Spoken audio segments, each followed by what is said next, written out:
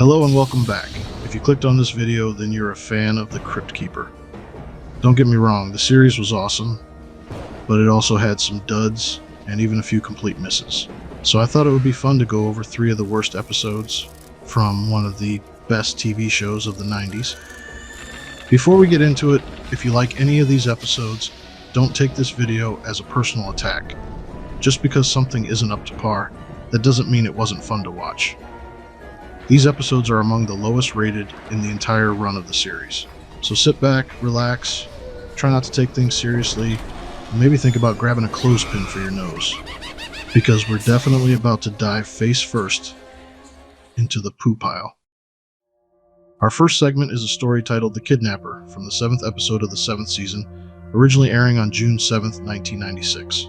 The episode opens with Danny Skeggs, a lonely, socially awkward man working in a dingy pawn shop. Danny is not exactly thriving. His life is a sad loop of taking in broken junk and getting ignored by humanity, like a walking Craigslist free section that nobody wants to pick up. One day, Danny finds Teresa, a heavily pregnant young woman. Now any normal person might call for help, or at least pause before making questionable life choices. But Danny? Oh no. Danny's heartstrings get yanked like he's starring in his own low-budget Hallmark movie. He brings her home like a stray kitten he found in a dumpster. If you think that sounds like the start of a bad idea, congratulations, you are already smarter than everyone in this episode. Danny gives Teresa a place to stay, feeds her, takes care of her, and tries his best to act like some sort of white knight if white knights were sad, sweaty, and a little desperate. But it quickly becomes clear that Danny's motivations aren't exactly selfless. He is lonely. Very lonely. Like wish telemarketers will call just so he has someone to talk to. That type of lonely. And as the days go by, it turns into something even sadder. He starts falling in love with her. Teresa, however, does not. She's polite, she's grateful, but she's mostly just trying to survive without getting murdered. Romance, yeah, that's about 473rd on her priority list. Eventually, Teresa gives birth to a healthy baby boy. And while you might think, oh, good, something wholesome for once, please remember what show you're watching. This is actually where everything starts to unravel like a badly knitted sweater. Danny, who has been basking in the minimal attention Teresa gave him, suddenly finds himself demoted to background scenery. Teresa's whole world becomes her child. Danny? He's now an outdated lamp she's too tired to throw out. The resentment bubbles up almost immediately. Every giggle, every bottle feed, every second Teresa spends focused on someone who isn't him, Danny takes personally. And then, on one lonely night, after stewing in his own little pity party, Danny gets an idea. He visits a shady black market operator who specializes in selling babies, a very real and very common profession in the land of Tales from the Crypt. Now you might be thinking, wait, this is insane. This plot point is like a reject from an after-school special. But, oh boy, does it get worse. The next day, while Teresa is distracted, a man that Danny hired steals the baby boy. He has enough of a lead that Teresa would be unlikely to catch up. Danny, however, gives chase, but slips and trips as the kidnapper disappears into the woods. A knowing and weaselly little grin crawls across his face.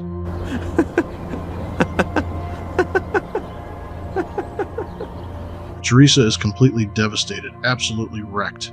For once, even Danny starts to look like he's realizing he might have made a tiny mistake. But it's way too late. At first, Teresa clings to Danny for support, which he sees as a miserable little victory. For about 5 minutes, he thinks the plan worked, but reality shows up fast, and it's not pulling any punches. Teresa isn't just heartbroken, she's obliterated, crushed. She won't eat, she won't sleep, she won't stop crying. Watching her fall apart makes it painfully obvious she's never getting past this. And Danny? He finally starts to realize he didn't just blow up the bridge, he napalmed the whole damn village. In his delusional mind, he tries to convince himself he can fix this, so he starts to plan how to get the baby back. You know, as if there's a human trafficking return policy. He meets again with the traffickers, offering to pay whatever it takes. But, shocker, the baby's already been sold off to an unknown couple. No refunds, no exchanges. It's over. And for Danny, this realization hits harder than any legal punishment he could ever face. He's lost Teresa's trust, her love, and whatever tiny scrap of humanity he had clinging to him like a sticky note in a hurricane. Danny returns home and to his shock sees Teresa caring for a baby. Danny thinks maybe the traffickers had a change of heart, only to realize Teresa's mind has completely snapped. She's treating a baby doll as if it's her actual child. Determined to bring Teresa back, her little boy, Danny tracks down the people the baby was given to. He tries to take the child back by force, but his sloppy attempt is seen by an entire park full of people. They give chase. After the crowd catches him, they dish out swift and violent justice on what they believe is a dirty kidnapper.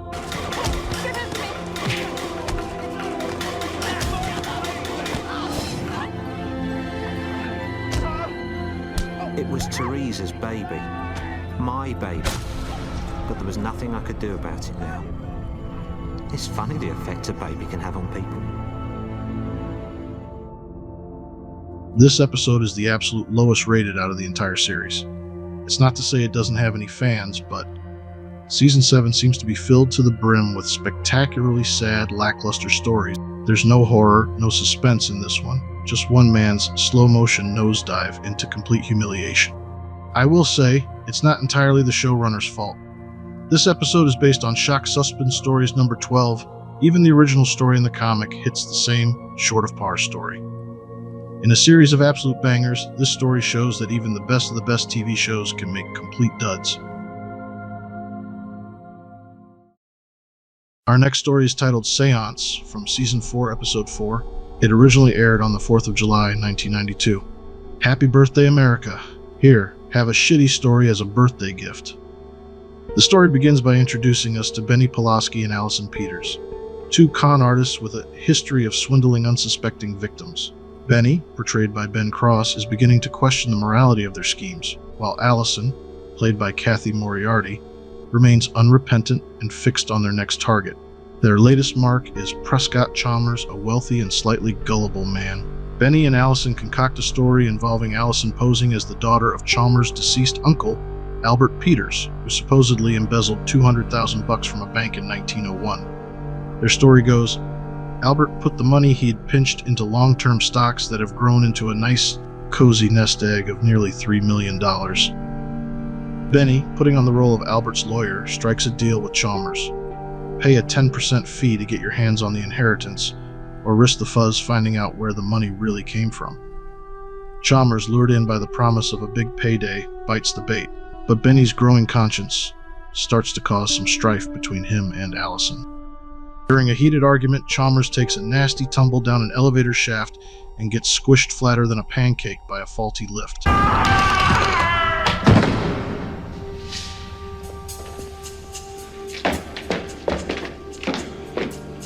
Oh no. Allison, forever focused on the hustle, sees this as an op to keep the scam going by targeting Chalmers' blind widow, Dorothy. Allison and Benny hatch a plan to fool Dorothy by faking a seance, where Allison will act the part of a medium and pretend to have Chalmers' spirit come through. They tie up Madame Leona, a legit spiritualist who'd mess up their little game, to make sure it goes off without a hitch. During this little scam, Allison does her usual mumbo-jumbo, expecting Benny to hop in and play the part of Chalmers' ghost. But, plot twist, the real spirit of Chalmers actually shows up and isn't too happy about the whole situation. The angry ghost deals out some serious vengeance, beheading Benny and tearing out Allison's heart for good measure.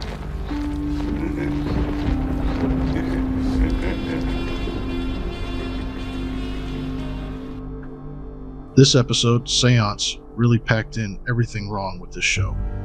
You got con artists that are dumber than a sack of hammers, a villain that takes Clueless to a whole new level, and a twist ending that's about as surprising as finding out the sun will rise in the morning. This story, it was taken straight from Vault of Horror, issue 25. Harry Anderson, you might remember him as Jim Corman from Corman's Calamity, wrote the screenplay for this mess. It really proves that Corman should stick to drawing monsters and getting frisky with lady cops. Writing, not exactly his forte. But hey, the comic book story this episode is based on isn't any better either, so Harry Anderson's not the only one to blame. The producers have to keep these episodes on track and stick to the filming schedule, whether the story's any good or not. I've got to admit, if you go into these episodes knowing they're going to be subpar, you can still have a bit of fun with them in a so bad it's good kind of way, you know? It's like those cheesy B-movies you can't help but enjoy because they're just so bad. So, if you lower your expectations and just laugh at the absurdity of it all, there's some guilty pleasure to be had here. Our final segment of the video is from an episode titled Last Respects from Season 7, Episode 12, originally airing on April 26, 1996. The episode opens on a rainy night at the Wilder estate, where an elderly married couple sits nervously, clutching a creepy little monkey's paw. Mrs. Wilder is terrified of the thing, believing it to be cursed. Apparently, the paw grants 3 wishes, but each wish comes with horrific consequences, because no one in horror fiction ever reads the fine print. In desperation, Mrs. Wilder wishes that the paw would find its way to someone who truly deserves it, which in this story is basically just asking for the worst possible outcome. Immediately after, the couple's aggressive guard dogs turn on them, viciously attacking and killing them off-screen. It's a rough way to go, but on the bright side, at least they don't have to be in the rest of the episode. From there, we jump to the House of Curios, a dusty antique shop run by 3 sisters, Yvonne, Dolores, and Marlis Finger. Their father recently passed away, and naturally, they aren't exactly coming together in grief. Marlis, the youngest and the only one who seems halfway decent, inherited the shop outright, much to the annoyance of her older sisters. Yvonne is bitter, snobbish, and married to a sleazy guy named Basil who looks like he's permanently stuck in an 80s soap opera. Dolores, meanwhile, is more the naive, impulsive type, not evil, just dumb enough to be dangerous. The sisters bicker constantly about money and what to do with the failing business. While sorting through a batch of new inventory, which just so happens to be leftovers from the recently deceased Wilders, Marlis discovers the monkey's paw. Basil, overhearing them talking about the paw's powers, immediately shows an interest because of course he does. Shady people recognize shady opportunities. At dinner that night, joined by their senile grandmother Oakfist, because who don't have a grandparent named Oakfist? Her only job seems to be muttering random things to remind us she's still alive. The sisters debate whether the paw is real or just another worthless trinket. Despite everyone's better judgment, Dolores decides to test it out. She clutches the paw and wishes for £1 million. Yep, another UK episode. That is, if the grandmother being named Oakfist didn't already spoil that for you. Marlis receives a call from a lawyer informing her that a shipment containing 3 extremely rare pens has arrived. Pens worth £250,000 each. Basil, Yvonne, and Marlis rush off to claim their fortune, while Dolores stays behind dreaming of what she'll buy first. Sadly for them, the lawyer explains it was a clerical error, the pens are worthless, and no one's getting rich. Dejected, Marlis and Yvonne drive home in the rain, arguing bitterly. But bad luck isn't done with them yet. They crash their car into a lake. Yvonne manages to crawl free, but Marlis isn't so lucky. She drowns, trapped inside the sinking car. It's a grim death for the only likable character, but hey, welcome to Season 7, where almost no story is redeemable and it was filmed in the UK, so... Back at the shop, Dolores is shattered. In her grief, and despite knowing better, she grabs the paw and makes her second wish. That Marlis come back exactly as she was before the accident. Sounds reasonable, right? Wrong. Marlis's corpse is waterlogged and riddled with a bullet hole. Turns out she was shot before the crash. Now we're not just dealing with curses. We've got good old-fashioned murder, too. Dolores confronts Yvonne, piecing together that her own sister was responsible. Yvonne confesses easily because subtlety isn't her strong suit. She shot Marlis for her life insurance money, planning to cash out and start a better life, probably somewhere with even worse haircuts. Dolores realizes she can't let Yvonne get away with it, but she has one wish left, and she decides to use it carefully. Instead of trying to undo anything, Dolores wishes that the final wish now belongs to her sister. It's a clever little move that nobody else in this story would have thought of. In a wonderfully creepy sequence, Marli's rotting corpse comes back to life. She stumbles into the shop, looking as waterlogged and horrifying as you'd expect, and confronts Yvonne. It's not the warm family reunion Yvonne was hoping for. Marlis wants what the paw promised, quality time with her sister. Dolores locks the door behind them, trapping Yvonne inside with the undead Marlis, ensuring that they'll be stuck together forever, in a grotesque mockery of sisterly bonding. Honestly, it's probably the most satisfying moment in the whole episode. The funny thing is, her wish was to spend a little more time with you.